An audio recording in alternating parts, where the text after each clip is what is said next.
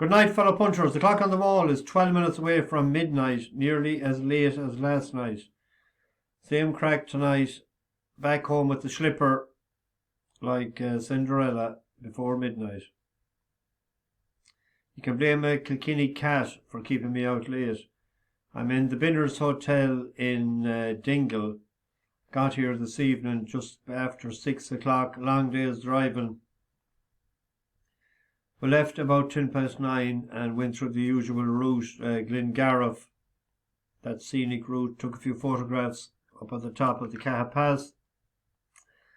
And we landed to Molly Gallivan's at about 11:15, and we didn't leave it until about 1:30. We had an absolutely fantastic time with Stephen and Francis. It's well worth a visit there. And he gave a brilliant presentation today altogether, probably because the people had just spent a good few pounds buying. They have great products there, great stuff altogether.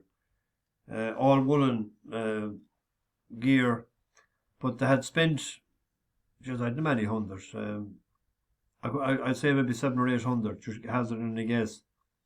Because they'd mentioned to me about where would they buy stuff, presents and stuff, and I said shop in a family-owned business as opposed to the big conglomerates, and they were delighted to do so, and they had a brilliant time.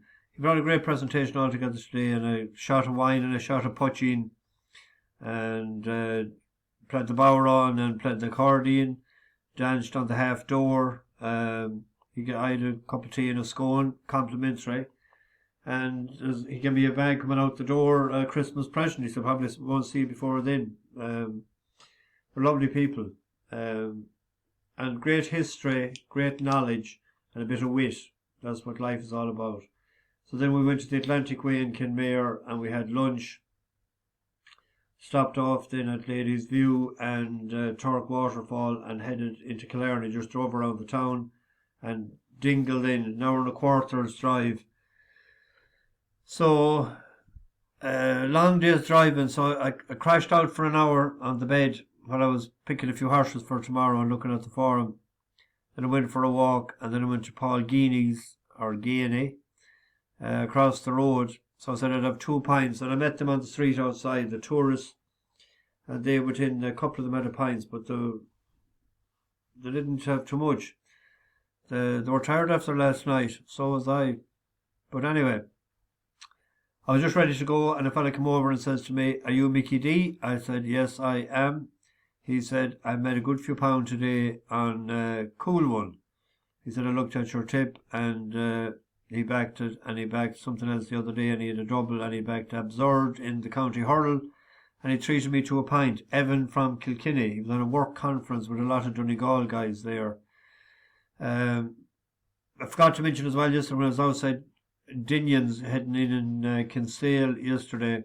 I thought I overheard Mickey D being mentioned, and I thought the tourists, the gang that's with me, was saying, how or why did that, where did I leave any information, how did they suss this out? And then I heard it again, but 'twas Richie was asking me the question, "Are you Mickey D?" Yes, I am. I look a bit different, you see, with the regular specs that I do have on for driving. They're the ones I do have on. So I look different to that, we'll say. So I said, "Where are you from?" And the answer was very simple. He said, "I'm from North Cork. I'm a Langer boy." So he said, "I watch you all the time." And I told him then, I said, "There's a horse there today that won't be out of the first 3, out of the first 5, which was Nan's View." And we're sitting down at the table, and the next thing he came back in, he said, "What time is that race?" And I said, 3:10. So obviously he was going to back it. He said, "I'm not a big punter," and I said, "Just double your bet today. You won't be out of the money. You get your money back at least anyway." So he had a winning bet. So it's great to meet people out that makes a few pounds. It makes my night, and I feel great about that, rather than people coming up to you and having to give out about giving lots of losing tips.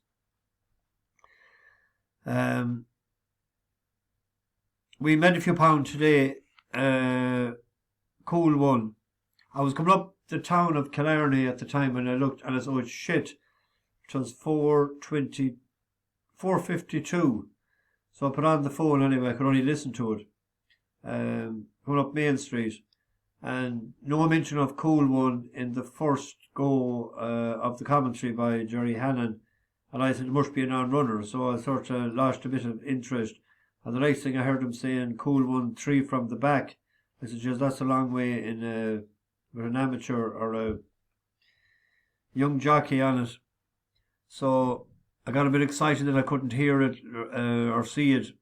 I could hear it all right to say that it's making a run. Parked the bus at the furlong pole, which is always the best way to give a bit of encouragement, and led by AC Irish, the conductor on the bus. I seen a message there this evening. I didn't get a chance to answer you back. Thanks very much. Great to hear from you as always. And Cool One won, and I seen the distance was a half a length. I thought it might be a nose. And two horses that I had wrote last night. I meant to mention Rosato last night. Those I would have to give it another chance on a ground or a track that he won in before Navan. That one at 16-1, and Mickey the Steel, I didn't think it was heavy enough for him. I said the last time when I tipped it up that's the ground that beat it. I didn't back it today. I had a Rosato in cross doubles and trebles, and I was waiting for a nice little payout on Cadogan Place. Went 1 to 10 and running, just didn't stay. First trip, or first time at the trip, just didn't get home. And when Oisin Murphy, you couldn't blame the jockey, like he'd done his best. And De Sousa 4 for him. So the pity would have rounded off a good day for us. But anyway, tomorrow, it's not great stuff. Tomorrow's Dire Straits sort of stuff. So what I did was this here. Let's get this out of the way.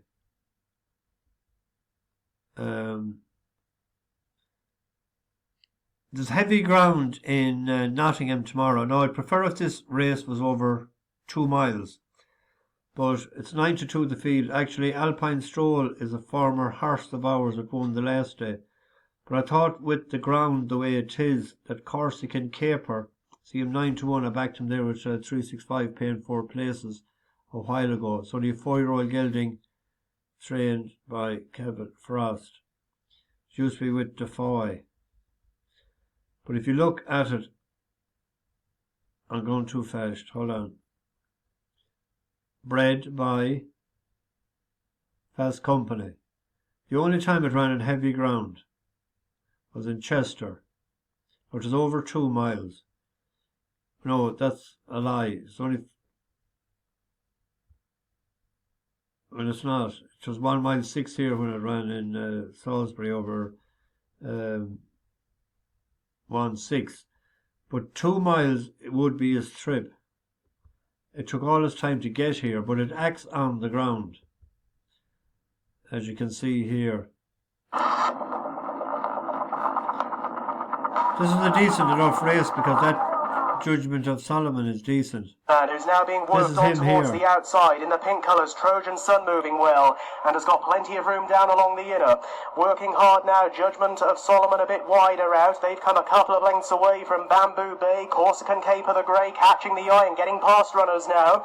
They've moved well clear of Hiccups, Luna Jet and Princey Argo. 2 furlongs to go, and it's at this point of the race where Judgment of Solomon comes through to head Trojan Sun. Corsican Caper now being called upon for an effort wider out. Along the inside is Bamboo Bay, and this quartet have moved well clear of Luna Jet and the tiring Zivonia. Well inside the final furlong, and it's a good battle up front between Trojan Sun in the pink colours and Judgment of Solomon in the black and red, and down the outside of the pair of them is Corsican Caper. Corsican Caper's getting up in the final 50 yards from last to first. Corsican... He was off 65 there. I'd be sweeter on this lad if it was 2 miles. But the fact that he acts on the ground is a big plus. And he has to have cut 65. What is he tomorrow? 68. If you can get the 9-1, the 4 places, we'll play it each way. And then I'm having a couple of strawberries here. Does anyone want one? They're grand, but I can't. I wish I had a bit in the custard to dip them in. I'll have another one here. They're grand. I have a bus horse and one that didn't do the business for us the last, even though we're on at a better price. Straight home. You remember that below in the stall? It was 2 miles to that day. Paul Townend. We were on at 3s, I think.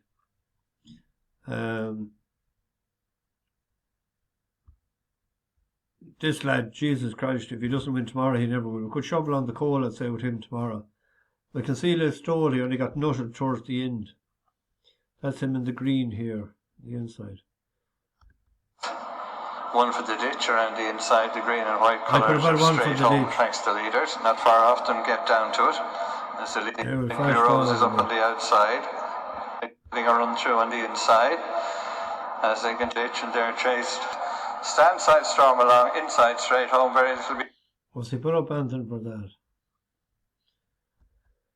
He's off 102. P.W. Mullins. We're up £5 for that. You'd want to be winning tomorrow. And then we have a bus horse. Shecouldbeanything. 4-horse race. This actually is down in class. It won a graded race the last time. This has won. It definitely has won 4 for us, if not 5. And I must check it back up when I get time in the next few days. Because 5 is the record for us. There's 3 with 5. But this won first for us way back in Punchestown. I think it was tipped up at 13-2 that day, the first race, the first day. And then we won it in Killarney. We won it here in Killarney. And we won it in the Stole. I have a feeling we could have. And we won it the last day. I have a feeling that it might have 5-1 for us. And if it is, tomorrow at 6 would be the record. So we're sticking in a double. I done a double earlier on. It's just over 3-1. It was 5-4 and 10-11 at the time. The 8-11 was some places there. It has. No, it's not an open goal by any chance. Anyway, we're not heading in tomorrow until they're having a lazy morning. 12 o'clock, I think they said we might go to the Connors Pass and out to the Beehive out on Schley Drive and call to the oratory. And we're heading to Killarney at 3 o'clock. We'll be having the dinner around 6:30 in Falcha, and a couple of drinks. The band playing at 7:30. And they're going to Reedy's then. So I don't know what time I'll be back tomorrow night. So there's a fair chance there'll be no video tomorrow night unless I do it on the bus coming home. So if not, I'll add to tonight's one or I'll do one the following morning. But we'll be leaving at 9:15 the following morning because we'll be heading for the 10:30 ferry out of Tarbert to Clonmel. If we miss the 10:30, it'll be 11:30, and the day will be goosed on us. So we'll have to be going at 9:15. It's an hour and a half at least from here, or from Dingle to Tarbert. So you'd hate to miss it by 5 minutes and have to wait an hour then for the next one. On to the Cliffs of Moher and on to see the Heron Chokers then for 2 nights. I'm really looking forward to bringing them to Shop Street and the Quays for a couple of nights. And they're going golfing Saturday, and the women are having a Women's Day. So I'll be able to see a bit of racing on Saturday, and might be able to do a bit of something for myself. And then dropping them back to Dublin on Sunday. And I'll be finished with them. They're not flying out until Tuesday, but somebody else will bring them to the airport. So in the meantime, you're about to get this into the oven, bash the bookies over and out.